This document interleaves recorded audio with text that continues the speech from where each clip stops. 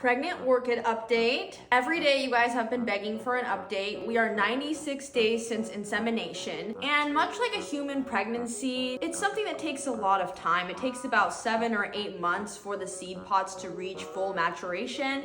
However, I will be sowing the seeds at like the halfway point. Usually it takes about 220 days for the seeds to reach full maturation. I will be doing it at day 120-ish. So in about a month, I pollinated this orchid on February 26th. So my orchid is a Phalaenopsis orchid, so it's a regular grocery store orchid that I got at Ralph's in the clearance section, and now she gets to make babies, which is pretty exciting. All the rest of the flowers have since fallen off. Now, for growing orchids from seed, like I mentioned before, you need to do it in a sterile environment, and you can either do it in a green seed pod like this at around the halfway point, or you can do it with a dry seed pod. The problem with a dry seed pod is at some point this guy will split open and the seeds will be exposed to air, which means that the seeds inside will no longer be sterile and will have possibly been exposed to microbes. However, the problem with doing it with a green seed pod is that you really only get one chance. If you mess it up, you're done.